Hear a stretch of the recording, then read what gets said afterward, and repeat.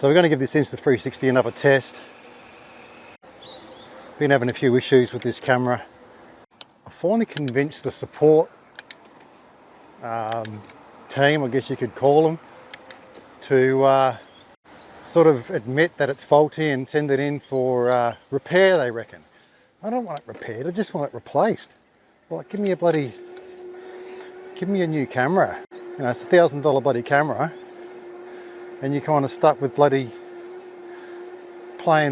better testing support bloody teams. Like I'm better testing a bloody camera that's not even a public release, you know, like. So anyway, also got on the Facebook group, I guess it is, for the Insta cameras, and they said that well, one of the guys on there said that he had an issue with his X5 when he had dual track audio enabled on the camera. So at the moment I'm just running the mic audio and not the dual track, because to be honest anyway, I don't even really use the camera audio if I'm using this one, so it's kind of pointless. There's not that much extra that I need to capture from the camera mic. Doing everything else the same.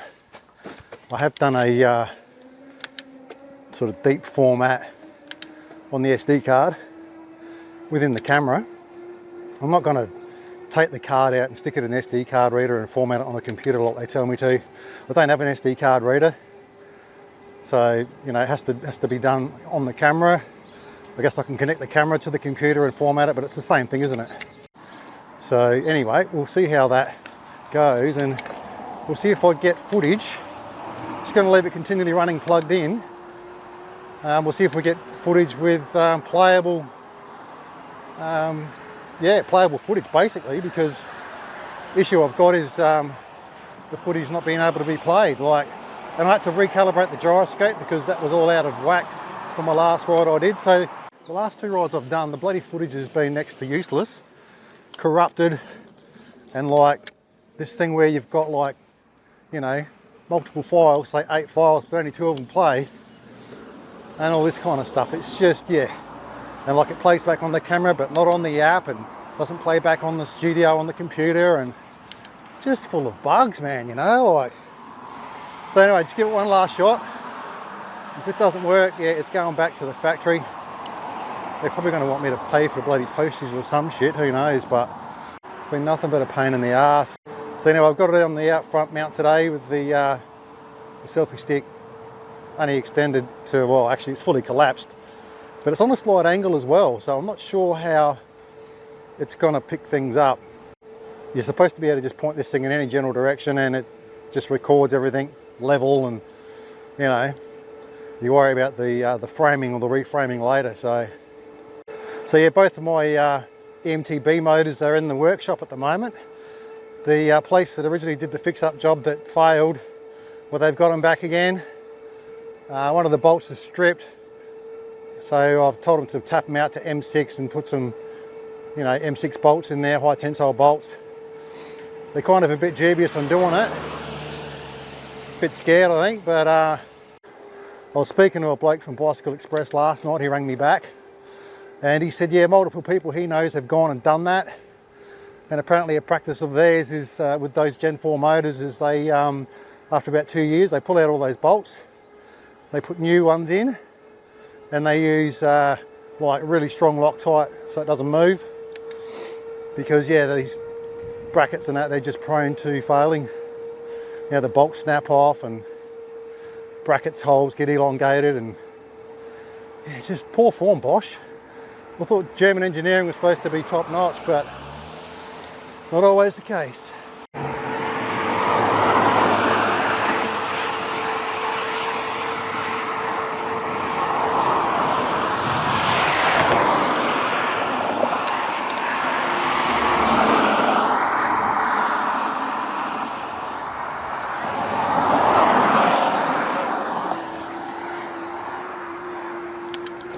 Another road designed entirely for cars.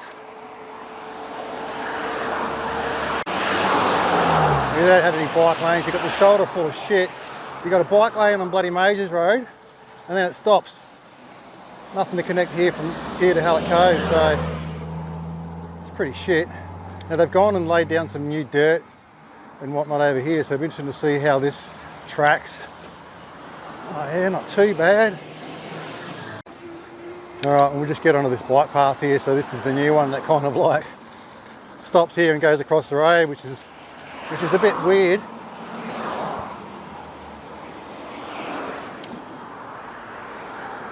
Half-assed bloody infrastructure as per usual. And I see they were cutting in a new drain over there on the left. Obviously the water's been pooling on these roads in certain spots, so they thought, well, we'll just cut some natural drainage back into this little gutter here where they've got trees and stuff planted, shrubs and whatever. It's pretty good actually using the new interchange though. It does allow me to do some things a little quicker. You know, it's not the end of the world. I mean, I always survived the previous way, but you know, it's all about the cars, mate, making sure the cars get to places quicker, isn't it, eh? Apparently it boosts the economy and things like that, because people can get places like 2 or 3 minutes earlier than they did previously. So this road here, or this bike path here now goes all the way down to Main South Road, and it stops there. You know, it's like there's nothing continuing on Main South Road. So it's just, yeah, another piecemeal sort of thing, like, here we go, here's a bike lane for you. Bike lane to nowhere. Bus stop here, which looks like it hasn't been installed yet. Whether it's going to go there, I don't know. But yeah, so because the motors are in, mate, I don't have any EMTBs at the moment, so can't ride any of my MTB trails or stuff like that. It's kind of depressing. Well, I might go inside Glenthorne here. So they've still got this little bit of bike path here left in place. Have they got a gate here for us? Okay, they've got like this little narrow bit here. See if we can fit through that. Oh, yeah, we get through that. All right, so up here is actually where it actually peeled off from the Patrick Joncavello 8.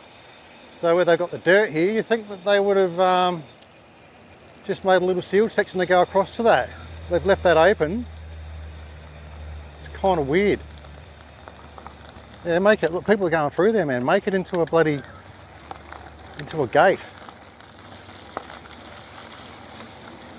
The thing is, they got this little sort of like siding of a bike path that comes up on here, because there used to be a bridge that went across, and you know, they used to have, well, they had plans of building houses and shit in here, so it was kind of to join up with that, I guess, but might as well use it, utilise it. Yeah, if I don't ride bikes, man, if I can't ride a bike for whatever reason, or they're broken or whatever, or the weather's shit, it's just depressing, mate. These are kind of like my mental health medicine, you know, like just to be able to get out and ride around and get into the outdoors, you know, just fresh air and light exercise on this bike at least. But yeah, the old hub drive kind of goes right along here. It's only about 40 Newton meters of power, I think. It's not huge. As long as you can keep the momentum going and you don't stop pedaling midway, it will just, yeah, just keep you going. I won't be taking that new trail because that's bumpy as all shit. And this is full rigid, this bike.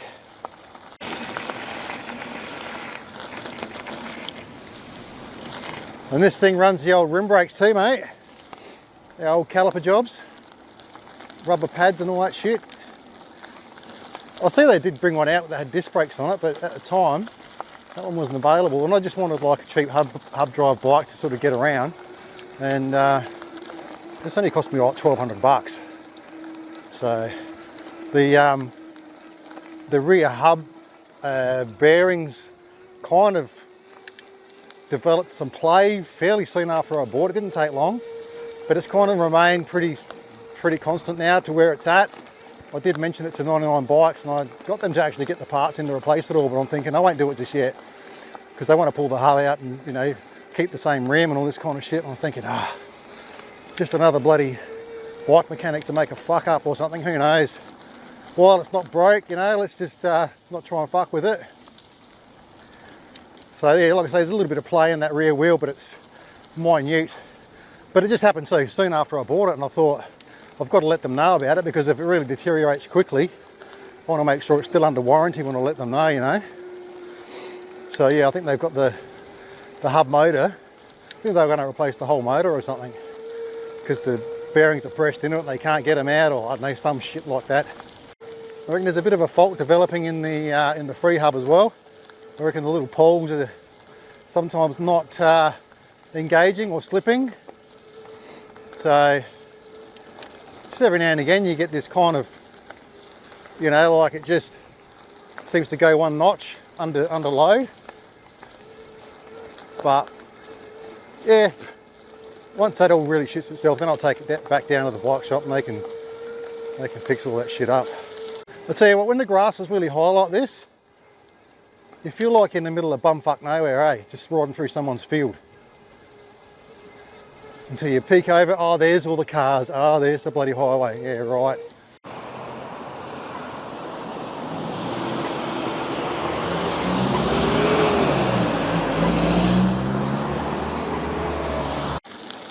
So I wonder how many files or footage we'll get from this recording, considering it's just been going for like, how long? Almost an hour, probably about an hour actually.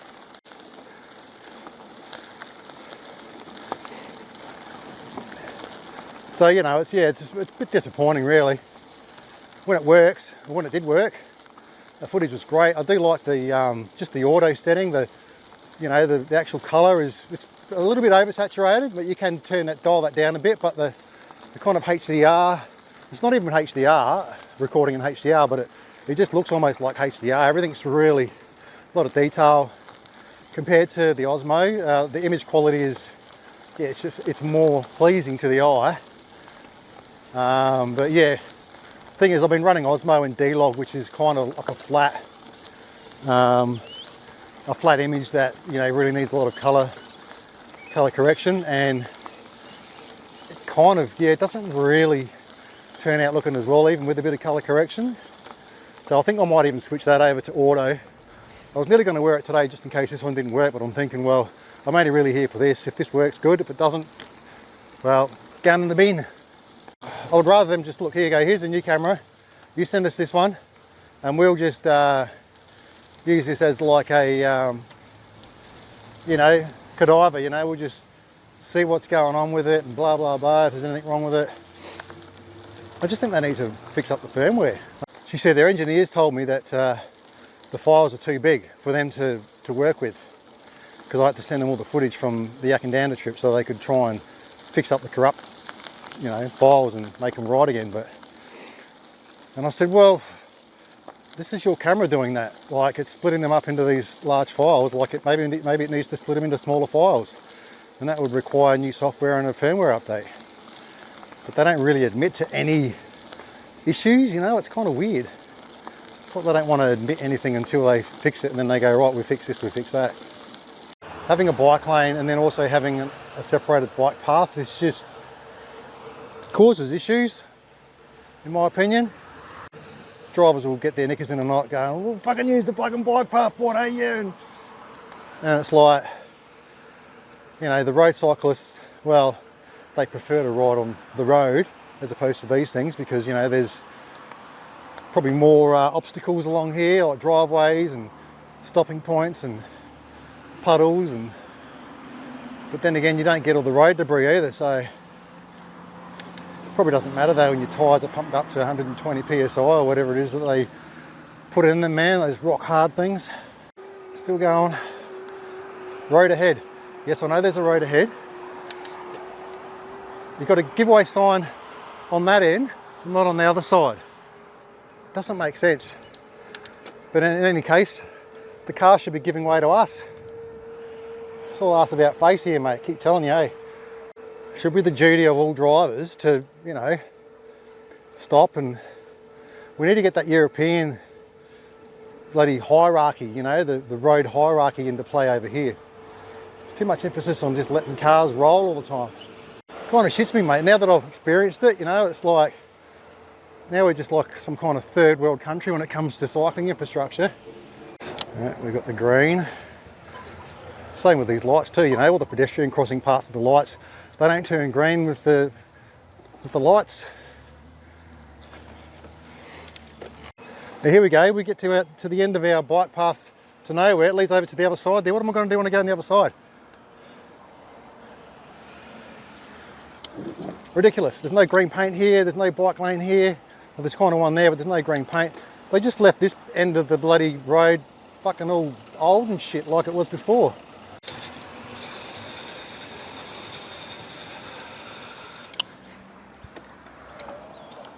So there you go, this camera actually worked. I won't actually have to chuck it in the bin now. And the thing is too, there was just one file. You see that there? It's just one file showing on the camera. So what I think it is because when you have dual track audio switched on, not only did you get corrupt files, but it also put these dark blacked out files on the preview screen here, which I reckon might have been the audio files or something. You could click on it but nothing would happen. It was really weird. But the weird thing too is that, like, on the actual, I'll show you, on the actual computer file system itself, if we go to the file, oh hang on, it's not that one there, it is on there. You can see how many files are there. All right, so we've got 4 video files, 41 gigs, 3 of them are at, and one's at 19 gigs. And then these are the LRV files, which are used for like when you're editing on the phone app, kind of a low res proxy sort of thing. But these 4 videos, when you load it into the software, it's basically just one file and that's it. This is actually Vegas. This is what I've done post-production in. But when you're using the Insta360 Studio, I'll see if I can load it up and show you what I'm talking about. Yeah, it just comes up as one file. So yeah, it's kind of it's really still trying to get my head around how these cameras work. It's not just like a Osmo Action 4 where you've got single video files for each recording that you've done and that's it. I think that, although I do think that actually breaks them up as well into smaller files. But what you do is then you drag all of those smaller files into your video project and they join up to be one. Whereas in this thing here, I'll get it going, I'll bring it up. The actual files are sort of in the background. They're what's the word? They're sort of combined into one single file on the timeline. And which actually makes it kind of a prick to edit as well, because every time you do a cut or a move or an edit on your timeline, it takes ages to kind of realign everything again. And so, yeah, it's really painstakingly hard to work with, to be honest.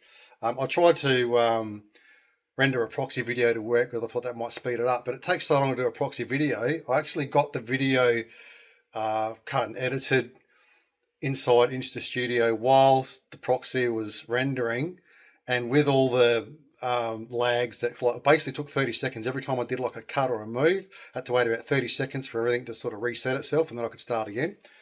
So here we go, I'll show you what I'm talking about. So just there, that's one file. That's all that one file is. So when I imported all those videos, it just brought it into this one file, which is like 1 hour 43 long. And then there's all the edits on there. And the thing is about this studio program as well, like even just trying to zoom in and out, like it's so slow. Everything is so slow on this.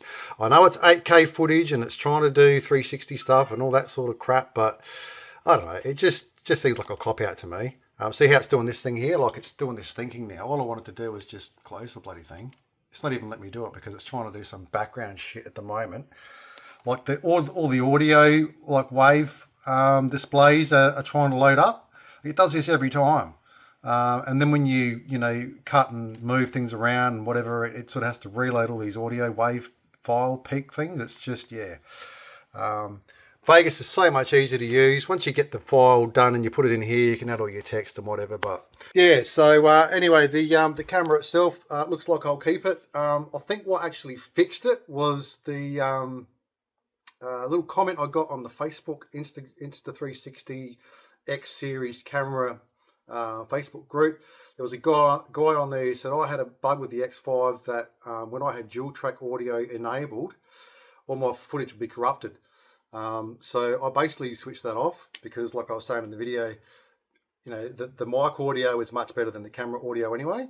So I was just using that. What I did notice though was when I rendered the video out and I dropped it here into Vegas, the audio was slightly out of sync. But I could easily sync it up in Vegas. It's so much easier to use. You can separate the audio from the video and then you can just sort of sync it up to my mouth going blah, blah, blah, and having a whinge. I like to have a good whinge. But yeah, so I'll hang on to the camera for now. I'm not going to send it back. I might just send them a little reply email. I've got like 4 tickets open at the moment or something on the support, Insta360 support. So I'll probably just say, look, don't worry about it for now. Let's just, pause them. Maybe just leave them open, but, let's just hang fire for a bit. And yeah, I reckon it's kind of okay now as long as I do that. I just wish that this Insta360 studio thing on the PC was faster. It's just, yeah. I mean, I've even got a new laptop, which is probably about a 2-year-old laptop. This computer is like, I think I got this thing made in like 2017. That's how old it is. And yeah, it still does the job.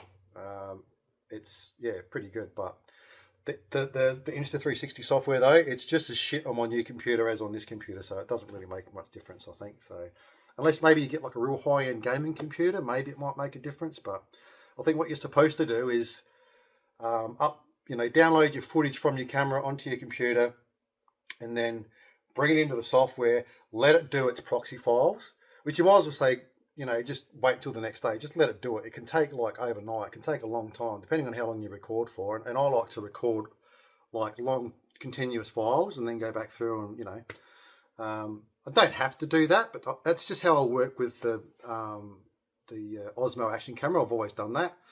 I mean, occasionally I'll just record clips as I think I'm going to if I'm going to like an MTB trail center, I don't need to be recording all my climbs and all that kind of stuff. And I'm not always talking, so it's just a lot of writing. So I'll just sort of cut to and just record the start of the trail and do the whole trail. And when I get to the end, I might stop it. But for these kind of vlog videos where I'm jibber jabbering and whinging and carrying on, I like to just record the whole thing because, who knows when I get a spark in my brain, I just want to fart it out my mouth. So, yeah. I think that's covered everything. So yeah, keep the camera for now. It's not going to go in the bin. And all I've got to do now, mate, is wait for my MTB motors to be my EMTB motors to be fixed. Hopefully those dudes are going to honour the job and do it properly. And I can get back out and ride some trails, because the hub drive bikes, it's only so good for a certain amount of things. And the steam bike, mate, it's just not my style. I mean, it's okay, but it's hard work, mate. It's kind of it's not as much fun, and it's not a bike to take on NTB trails either. So anyway, cheers for watching, and catch you on the next one, eh?